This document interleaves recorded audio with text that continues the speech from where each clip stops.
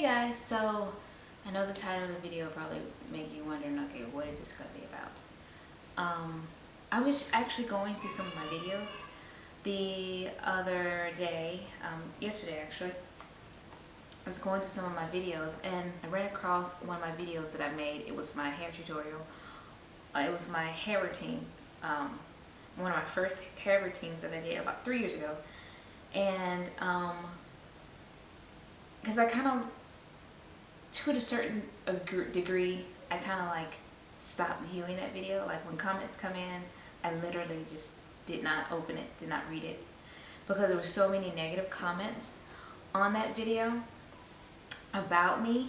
I was pregnant with my son at that time too, and there was just so much stuff spewing.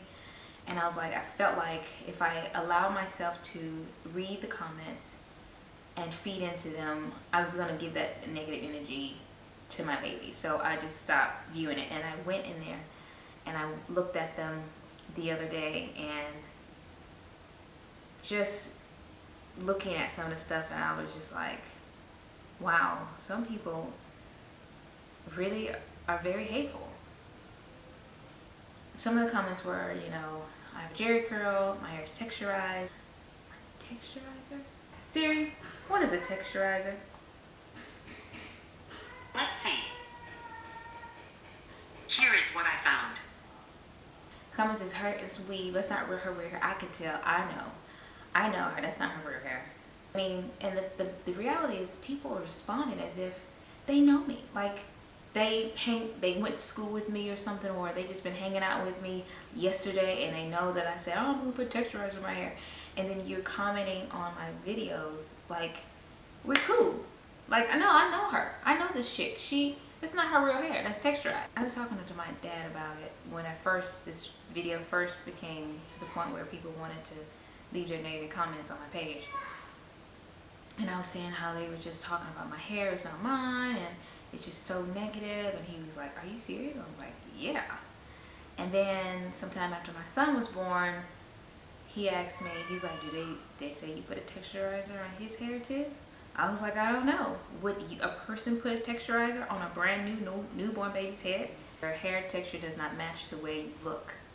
It actually is quite strange looking.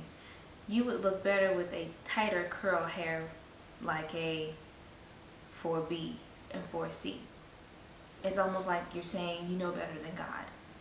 For a lot of people, that's a problem too, that I look weird because I don't have any eyebrows. Well, I do have eyebrows. They're not as bold and thick like everybody else would like it, but I'm so glad I don't live my life for people. I don't need the approval of people to make me feel good about myself. I used to be that type of person when I was younger, that I was very self-conscious about how I look, that I hated who I was, I hated the way I look, but I matured past that. And some people will constantly try to put you back into that insecure like a little girl state, and I'm not there. I don't live my life to satisfy people. I live my life to satisfy me and my husband and my God. I'm okay with the fact that I don't have really bold eyebrows. I once filled my eyebrows in a long time ago, and I didn't care how I looked. And that's the only thing that really matters, is how I feel about myself. And like I said before, it took me a long time to get to the point where I'm comfortable in my own skin. I'm happy the way God created me. I am blessed the way God created me. I'm not supposed to look like everybody else, because I'm Renee. You're whoever you are. God made you to be whoever you are. Now, if you're not happy the way you look, that's something you got to deal with within yourself. My college years, I was walking downtown. You know how downtown is like, people are walking a lot. I was walking, and there was a group of people walking one direction, and there was another group of people walking in the opposite direction, going towards the way we just came from. And it was all kinds of people out there. So there was this woman, this elderly white woman, who was walking past me. And when she passed me, she says, "You're ugly," the N-word. And she just kept going by, and I was like,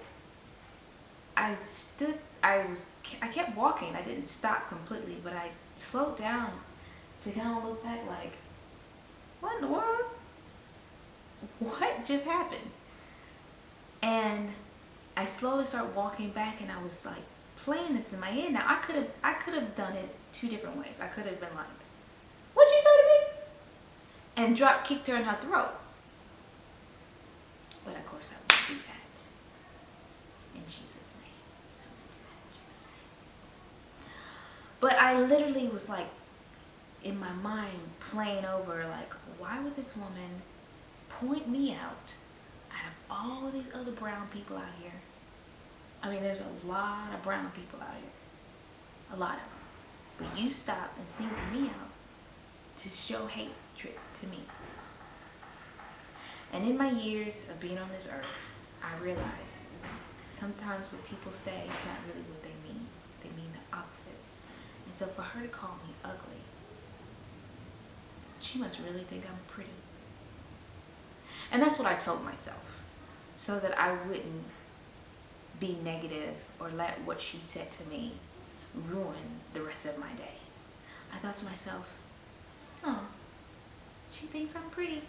See, that's the thing. We sometimes, when the devil comes in our face and throws stuff in our face, we have an option to flip it around and still move and be positive about it rather than being negative. And sometimes it's not always easy. But that moment, I decided within myself, I was not going to let that lady, who I did not know, who did not know me, ruin my day. And I went on smiling like nothing ever happened. I continued my day like, that white woman back there thinks I'm pretty. And that's kind of how I'm feeling about these negative comments. Like I said, sorry for the rant. Sorry, I got a little... I hope that this video has encouraged somebody out there to move past the hate. And when life hands you lemons, make some sweet lemonade. Bye.